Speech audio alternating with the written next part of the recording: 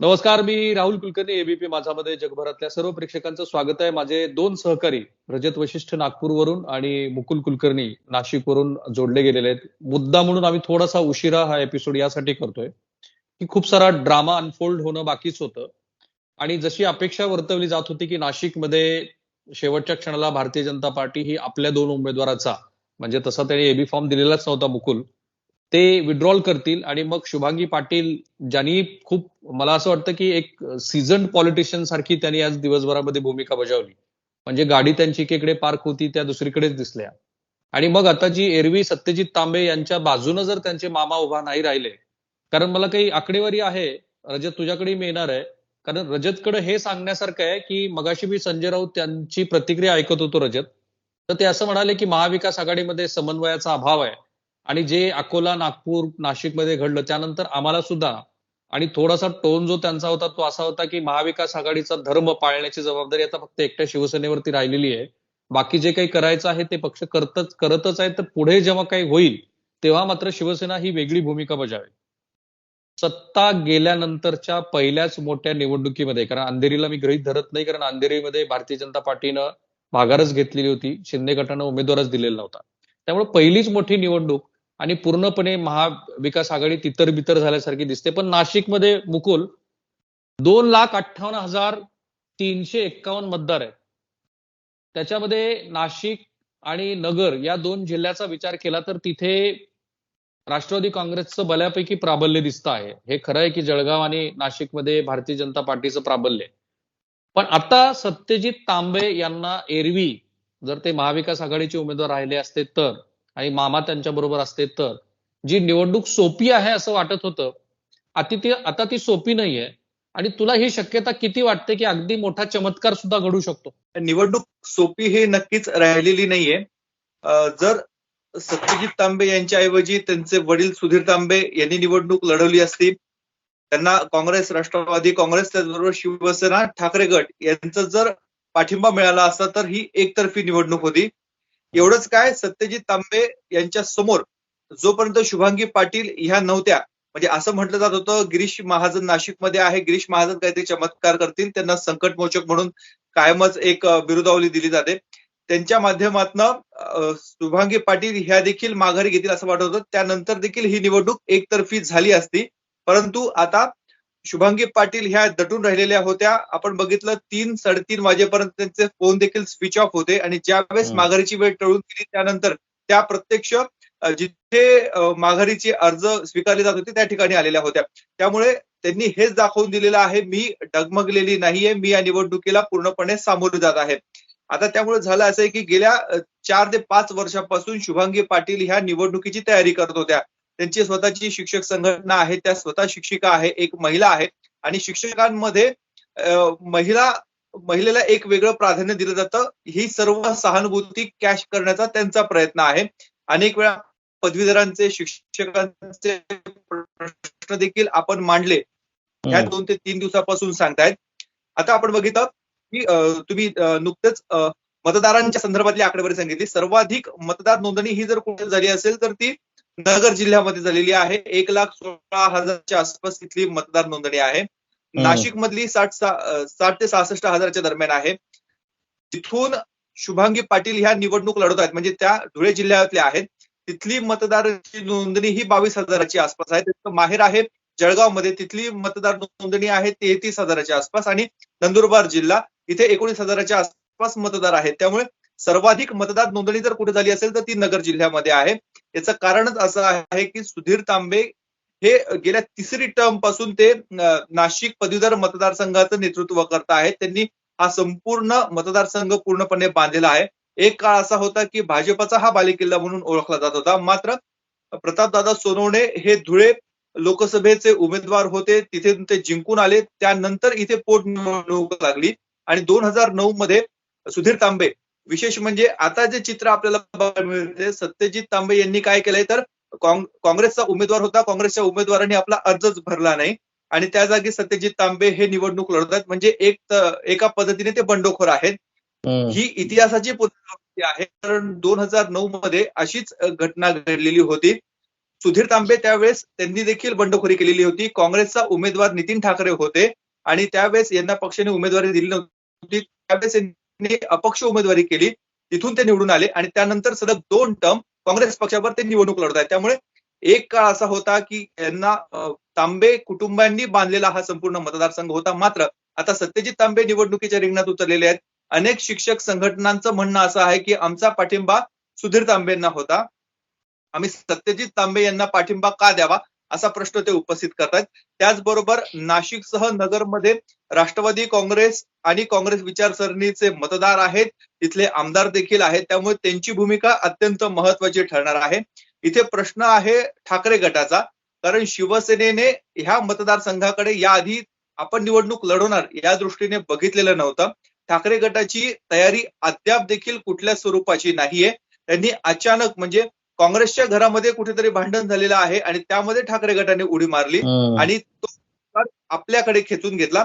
यामध्ये शिवसेनेचं long term politics हे आहे की आज जर शिवसेनेनं ही जागा अडचणीच्या काळामध्ये ही जागा आपल्याकडे घेतली, ह्या निवडणुकीमध्ये जरी पराभव झाला, अद्याप पराभव होणार की नाही होणार हे 2 तारखेला कळणार आहे, पण जरी ही जागा हातची गेली तरी पुढच्या इलेक्शनच्या वेळेस दावा सांगण्यासाठी म्हणून शिवसेनेनं ही खेळी केली आहे का, हा प्रश्न देखील उपस्थित होत आहे.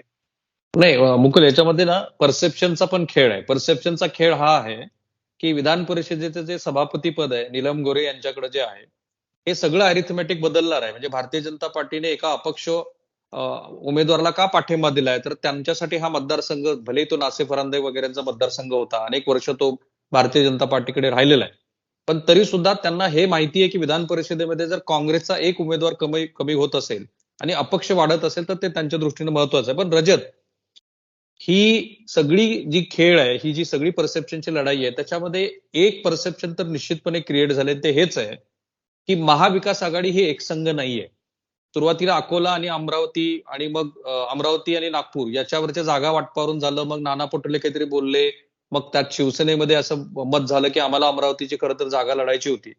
पण आता जे दिसतं आहे ते हे आहे की महाविकास आघाडीमधल्या 3ही घटक पक्षामध्ये आपापसातला जो विश्वास आहे तो अविश्वासामध्ये जाऊ लागलेला आहे.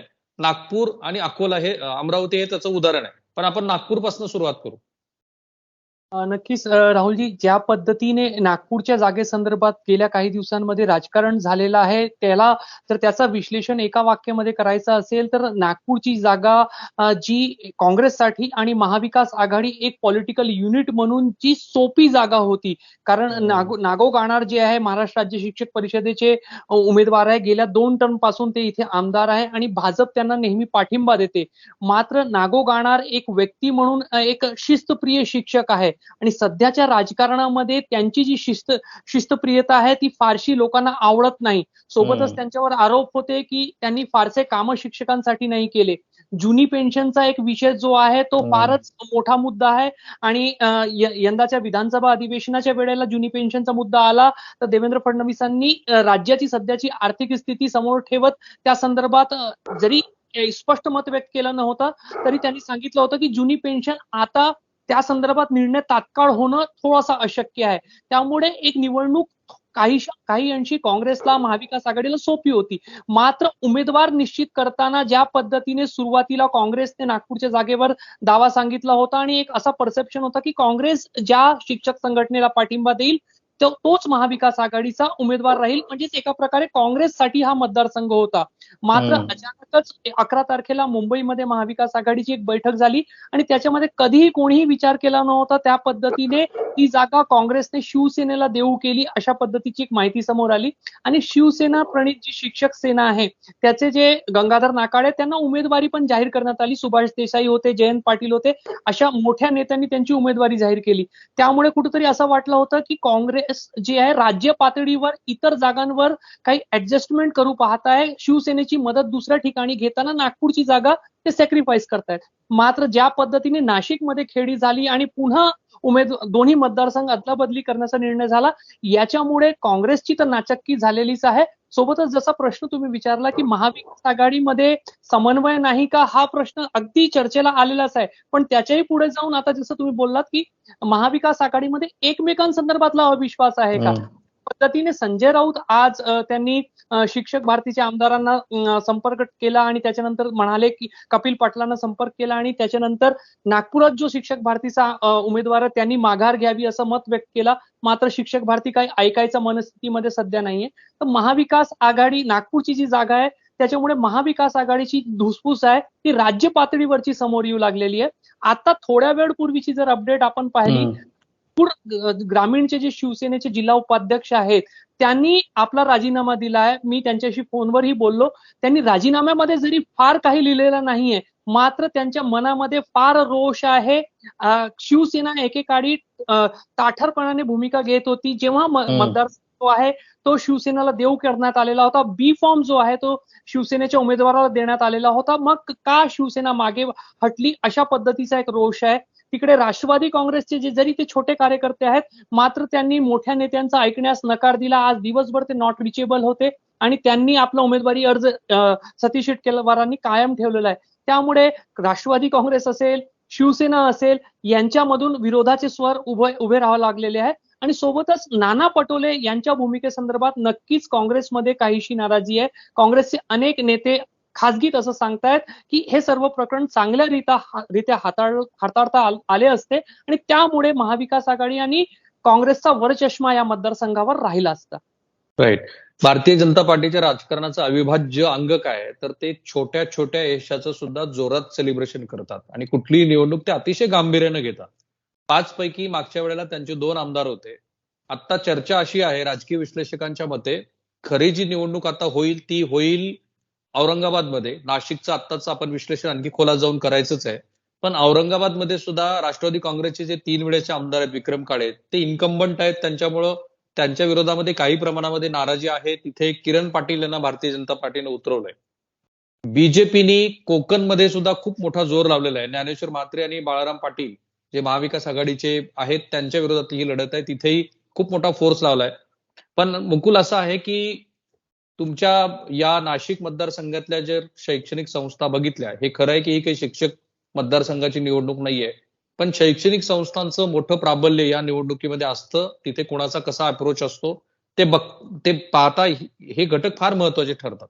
रयत शिक्षण संस्था ज्याचे अध्यक्ष श्री शरद पवार आहेत, नगर जिल्हा मराठा प्रसारक मंडळ तीही राष्ट्रवादी काँग्रेसशी निगडीत आहे. नाशिकची जिल्हा मराठा विद्या प्रसारक मंडळ तीही राष्ट्रवादी काँग्रेसशी निगडीत आहे. तिकडे तुमच्याकडे छगन भुजबळांची नॉलेज सिटी माझ्या माहितीप्रमाणे आहे. ह्याच पद्धतीनं जर आपण बघितलं तर जर तुम्ही त्यांना ऍड केलं बाळासाहेब थोरातांना, तर मग आणखी इक्वेशन सगळे बदलतात. थोडं आणखी जरा मायन्युटली आपल्याला जायला हवं. एक म्हणजे बाळासाहेब थोरातांची भूमिका अद्याप जरी स्पष्ट झालेली नसली तरी त्यांचं गप्प राहण्याचे अनेक अर्थ निघू शकतात. हे खरंच आहे की त्यांच्या हाताचं दुखणं जे आहे ते थोडंसं अवघड होतं, प्लास्टर होतं वगैरे वगैरे.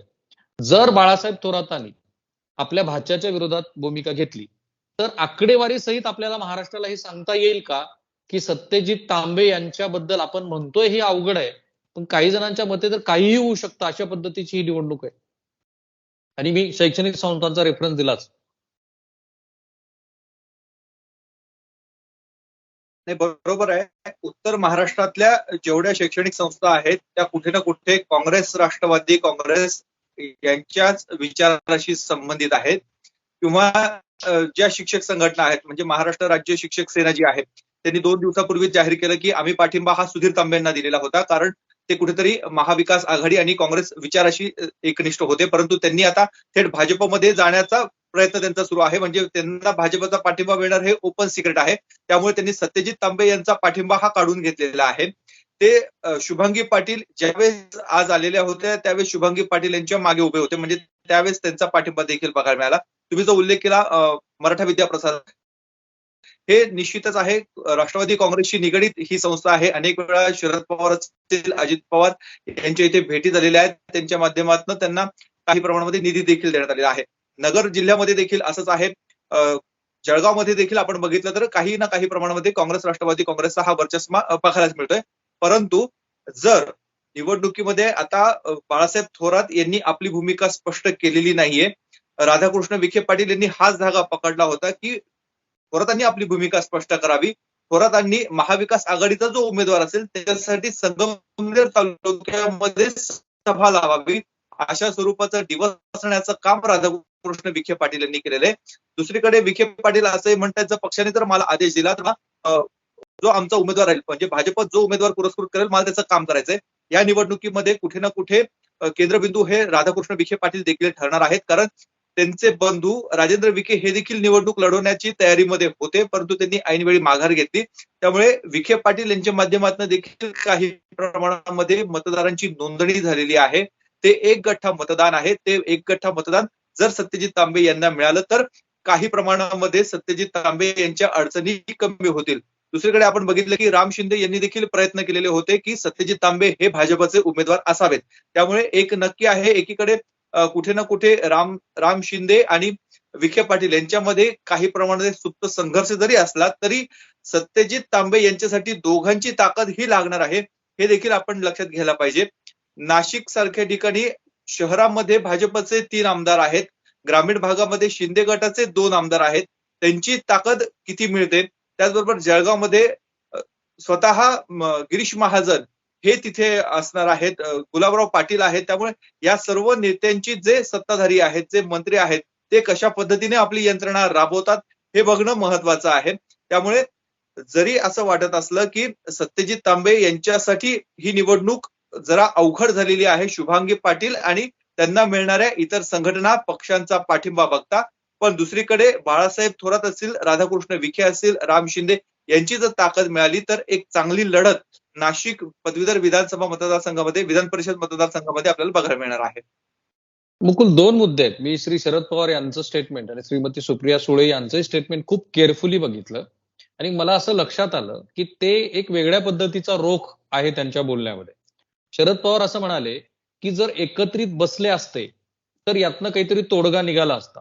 सुप्रिया सुळे यांचं तर असं मत आहे की तांबे कुटुंबियांनी काँग्रेस पक्षाला जे काँग्रेस पक्षामध्ये त्यांचं कॉन्ट्रीब्युशन आहे ते बऱ्यापैकी आहे आणि जे आपल्याला नाकारता येत आहे, अशा स्वरूपाचं त्यांचं म्हणणं होतं. मला वाटतं मुकुल आता आपल्या संपर्कात नाहीये, पण रणजित पाटलाबद्दल जर आपण बघितलं, मुकुल, प्रश्न आपण पुन्हा कंटिन्यू करूया.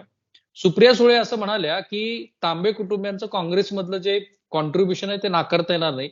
शरद पवारांनी सुद्धा थेट तांबे कुटुंबियावरती टीका केलेली नाही. म्हणजे कुठेतरी एक धागा असाही असू शकतो की तांबेंच्या संदर्भामध्ये थोरात आणि तांबे यांच्या नातेसंबंधातली काहीतरी गोष्ट आहे की जी आणखी कुणी उघडपणे बोलत नाहीये. तो एक धागा आपल्याला सोडता येणार नाही. पण दुसरीकडे, म्हणजे हा प्रश्न आहेच, पण दुसरीकडे पदवीधर मतदारसंघातले मतदार ज्या पद्धतीनं या घडामोडीवरती रिॲक्ट होत आहेत ते पाहता पदवीधर आणि शिक्षक मतदारसंघातल्या मतदारांनी आपल्याला स्वीकारलं किंवा नाकारलं हे जे परसेप्शन सत्ताधाऱ्यांना बिल्ड करायचं आहे तेही लक्षात घेता तांबे यांनी 70-75 नवीन मतदार नोंदणी केलेली आहे तेही लक्षात घेता सिंगल लाईनर आपण असं म्हणू शकतो का? कारण मी 3 मुद्दे सांगितलेत की राष्ट्रवादी काँग्रेसमध्ये सॉफ्ट कॉर्नर आहे, दुसरीकडे हा जो मतदार आहे तो जास्त सुशिक्षित आहे आणि तिसरा स्वतः तांबेनी काही स्वतःची नोंदणी केलेली आहे. सो मुद्दा हा आहे की सिंगल लाईनर आजच्या तारखेमध्ये आपण असं म्हणू शकतो का की तांबे यांचा पराभव होऊ शकतो? तांबे यांचा पराभव होऊ शकतो हे सध्या सांगणं खूपच धाडसाचं आहे, कारण हा मतदारसंघच तांबे यांच्या नावाने ओळखतो. हा काही काँग्रेसचा मतदारसंघ म्हणून ओळखला जात नाहीये.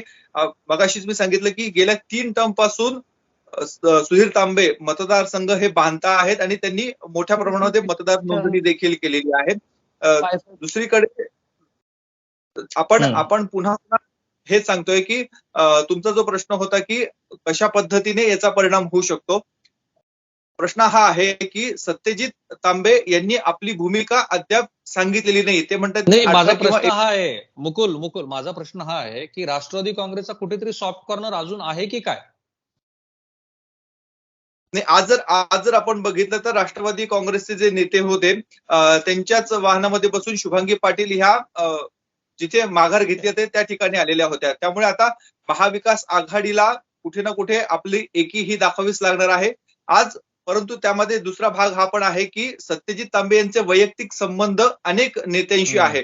जसे भाजपच्या नेत्यांशी आहे तसेच राष्ट्रवादी काँग्रेसच्या नेत्यांशी देखील आहेत. आज काँग्रेसचे पण काही पदाधिकारी जिथे माघार घेतली होती तिथे आलेले होते, कारण त्यांना याचं रिपोर्टिंग करायचं होतं, सत्यजित तांबेपर्यंत ते पोहोचवायचं होतं.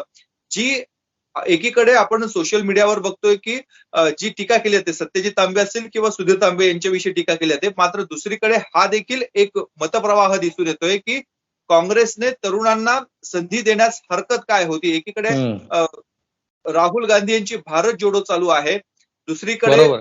एक चांगलं नेतृत्व सत्यजित तांबे यांच्या रूपाने अभ्यासू नेतृत्व आहे, आक्रमक नेतृत्व आहे, यांना संधी देण्यास हरकत काय होती अशा स्वरूपाचा देखील मतप्रवाह आहे. आणि हेच कुठेतरी कॅच करण्याचा प्रयत्न सत्यजित तांबे यांच्या माध्यमातून 18 किंवा 19 तारखेला होऊ शकतो, ज्यावेळेस ते आपली स्पष्ट भूमिका मांडतील. म्हटलं असंही जातंय ज्यावेळेस सत्यजित तांबे यांच्यावर कारवाई केली जाईल त्यावेळेस युवक काँग्रेसमधले काही पदाधिकारी आपल्या पदाचा राजीनामा देखील देऊ शकतात. त्यामुळे हा एक मोठा प्रश्न काँग्रेस समोर सध्या उभा आहे. जसं तुम्ही राष्ट्रवादी काँग्रेसचं म्हटलं तर राष्ट्रवादी काँग्रेस अद्याप त्यांनी थेट याविषयी बोलण्यास नकार दिलेला आहे, परंतु महाविकास आघाडीबरोबर जाण्याची त्यांची भूमिका ही आजही कायम आहे. सुधीर तांबे यांचं एक वैशिष्ट्य असं आहे की ते कुठल्याच पक्षातील कुठल्याच नेत्याला ते दूरचे वाटत नाही. ते बोलतात प्रत्येकाशी चांगलं आणि त्यांचे सौहार्दाचे संबंध प्रत्येकाशी आहे. त्यामुळे याचा कुठे ना कुठे त्यांना फायदा हा आजपर्यंतच्या निवडणुकांमध्ये आजपर्यंतच्या राजकारणामध्ये झालेला आहे. परंतु आता बघायचं आहे बाळासाहेब थोरात नेमकी काय भूमिका घेतात. एकीकडे त्यांना नातं जपायचं आहे तर दुसरीकडे पक्षाची निष्ठा देखील दाखवायची. त्यामुळे मोठी कोंडी मोठ्या पेच प्रसंगामध्ये जर कोणी सापडलं असेल तर ते बाळासाहेब थोरात आहेत. राईट. पण एक जी चर्चा आहे की या सगळ्या प्रोसेसमध्ये बाळासाहेब थोरातांना खरंच माहिती नव्हतं, आणि दुसरी एक्स्ट्रीम टोकाची ही चर्चा आहे की बाळासाहेब थोरातांना सगळंच माहिती होतं आणि त्यांनी म्हणूनच कदाचित आपल्याला सोयीची काय गोष्ट होईल अशी गोष्ट करायला अनुकूलता दाखवली. मी हे म्हणणार नाही की त्यांनी ते करायला भाग पाडलं. तुझं काय परसेप्शन आहे त्याबद्दल? संपर्क आपला माझा प्रश्न हा होता की बाळासाहेब थोरातांच्या भूमिकेबद्दल दोन एक्स्ट्रीम मत आहेत. एक एक्स्ट्रीम मत आहे की ह्या सगळ्या प्रोसेसमध्ये बाळासाहेब थोरातांना अजिबात माहिती नव्हतं आणि खरं म्हणजे त्यांना अंधारात ठेवूनच हे झालं. आणि दुसरं एक्स्ट्रीम मत हे आहे की बाळासाहेब थोरातांना सगळंच माहिती होतं, परंतु त्यांनी मग अशी सोयीची भूमिका घेतली की ज्याच्यातनं आपलंही फारसं नुकसान होणार नाही, कारण ते अपक्ष म्हणून लढतायत. तुझं याबद्दलचं काय मत आहे बाळासाहेब थोरातांच्या भूमिकेबद्दल? बाळासाहेब थोरात यांना गेल्या काही दिवसापासून याची कुणकुण ही निश्चितच लागलेली होती, कारण आपण मागे देखील या संदर्भातला विचार केलेला होता. पुढचं जर कोणी उमेदवार असू शकतो संगमनेर विधानसभेचा, तर सध्या जे प्रमोट केलं जात आहे ते बाळासाहेब थोरात यांच्या कन्येला प्रमोट केलं जात आहे. सत्यजित तांबे हे तिथे कुठे दिसत नाहीये. ज्या बाळासाहेब थोरात यांनी उभारलेल्या संस्था आहेत त्या अनेक संस्थांवर सुधीर तांबे हे 2 ठिकाणी आहेत, परंतु सत्यजित तांबेंना तिथे कुठे संधी मिळालेली नाहीये. त्यामुळे कुठेतरी आपल्याला डावलं जातंय का, आपल्या राजकीय भवितव्याचा कुठे ना कुठे प्रश्न निर्माण होतोय का, ही चलबिचल सत्यजित तांबे यांच्या मनामध्ये गेल्या काही दिवसापासून होती आणि म्हणून त्यांनी एक वेगळा मार्ग निवडला. संगमनेरमध्ये अडकून न पडता नाशिक पदवीधर मतदारसंघाचा विधान परिषद मतदारसंघाचा म्हणजे एक 5 जिल्ह्यांचं नेतृत्व त्यांना करायची या निमित्तानं संधी मिळते आहे. त्यामुळे हा मार्ग निवडला असावा. दुसरीकडे असं देखील म्हटलं जातंय की बाळासाहेब थोरात यांना या संदर्भातली कुठलीच माहिती नव्हती का, तर त्यांना निश्चितच काही ना काही प्रमाणामध्ये याची माहिती असावी. परंतु जी एक संधी साधली गेलेली आहे, एकीकडे ते ऍडमिट होते आणि त्याच वेळेस संपूर्ण ही प्रक्रिया राबवली गेली. ज्यावेळेस उमेदवारी अर्ज भरण्यात आलेले होते त्यावेळेस आपण सुधीर तांबे यांना देखील विचारलेलं होतं, सत्यजित तांबे यांना देखील विचारलेलं होतं. दोघांचंही म्हणणं एकच होतं की बाळासाहेब थोरात यांच्याशी आमचं बोलणं झालेलं नाहीये. त्यामुळे ज्या घडामोडी त्या दिवशी घडल्या कदाचित त्याबाबत त्यांना माहिती नसावं, परंतु सत्यजित तांबे असं पाऊल उचलणार हे कुठून ना कुठून त्यांना कळालं देखील असणार आहे. अजित पवार यांनी देखील स्वतः सांगितलं होतं की काहीतरी वेगळं घडतं आहे. हे अजित पवार नाशिक नगरपासून एवढ्या लांब राहून त्यांना जर कळतंय तर त्यांच्याच मतदारसंघाच्या गोष्टी बाळासाहेब थोरात यांना का कळणार नाही हा प्रश्न या निमित्तानं उपस्थित. माजी गृहराज्यमंत्री रणजित पाटील यांच्या विरोधामध्ये नाराजी होती रजत, आणि ती नाराजी आहे हे लक्षात घेऊनच देवेंद्र फडणवीस हे उमेदवारी अर्ज भरण्यासाठी तिथे आले. सो तुझं अमरावती आणि नागपूर याबद्दलचं आकलन काय?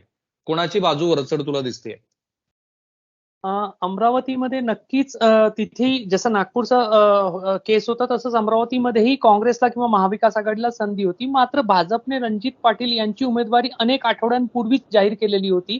त्याच्यानंतर जेव्हा काँग्रेसची उमेदवारांसंदर्भात अगदी उमेदवारी अर्ज दाखल करण्याच्या 1 आठवड्यापूर्वीपर्यंत प्रदेशाध्यक्ष नाना पटोले चाचपणी करत होते. 2दा ते अमरावतीलाही जाऊन आले आणि एकदा तर ते 6 ते 7 जे इच्छुक कॅन्डिडेट आहेत त्यांच्यासोबत त्यांची भेटही झाली. मात्र ते जेव्हा उमेदवारी देण्यात आली तेव्हा जे 6 ते 7 कॅन्डिडेट नाना पटोले यांना भेटले आणि जे इच्छुक आहे असं सांगितलं जात होतं, त्या 6 ते 7 पैकी कुणाचंच नाव नव्हतं आणि एक वेगळ्याच उमेदवाराला उमेदवारी त्या ठिकाणी देण्यात आली.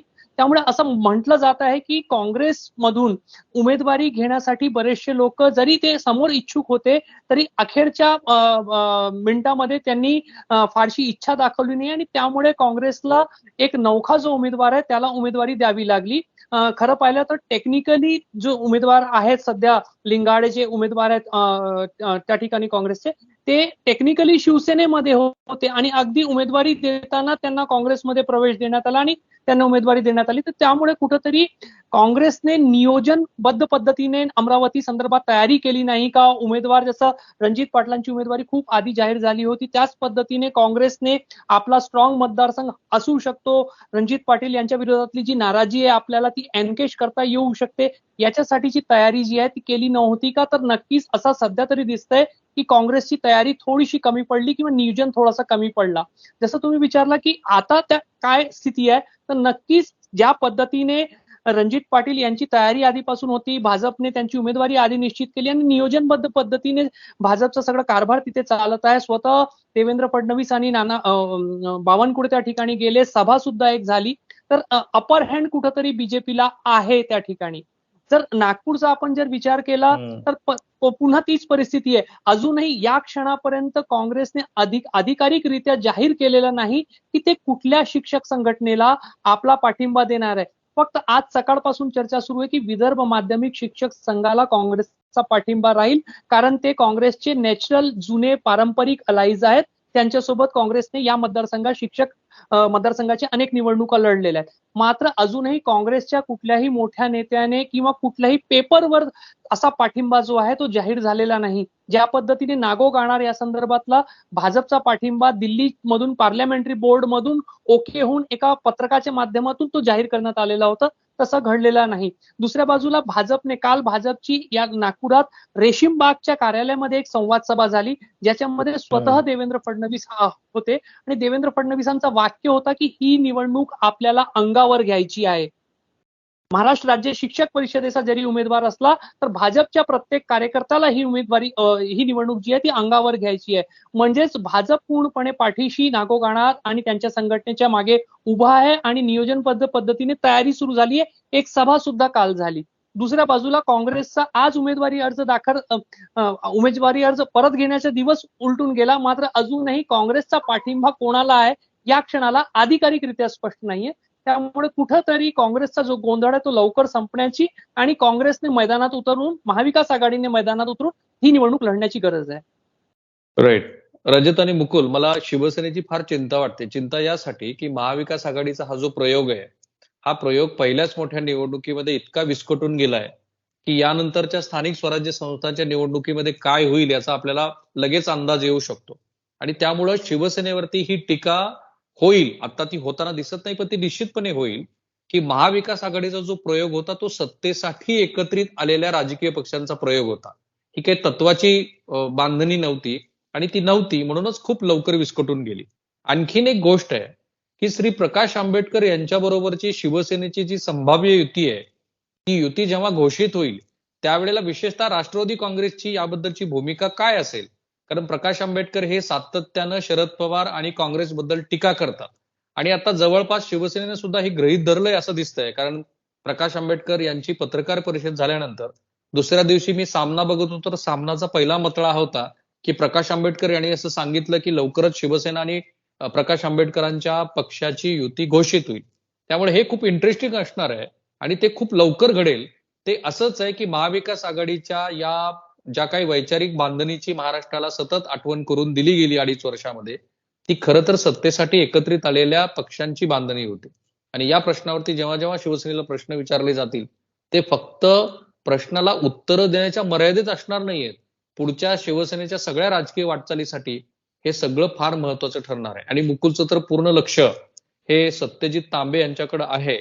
आणि आपण विदर्भात पुन्हा एकदा रजतकडे जाऊ जेव्हा आपल्याला गरज वाटेल तेव्हा. थांबूया आपण. माझे, मुकुल आणि रजतचे जेवढे म्हणून सोशल मीडिया प्लॅटफॉर्म आहे ते सगळे फॉलो करायला लागा. एबीपी माझाच्या सगळ्या प्लॅटफॉर्मवरती आम्ही आहोत. तिथे तुम्ही डायरेक्ट कमेंट बॉक्समध्ये या व्हिडिओच्या कमेंट बॉक्समध्ये प्रश्न टाका पुन्हा आम्ही चर्चेसाठी तुमच्याबरोबर उपलब्ध राहू. थँक्यू. बाय. Take care.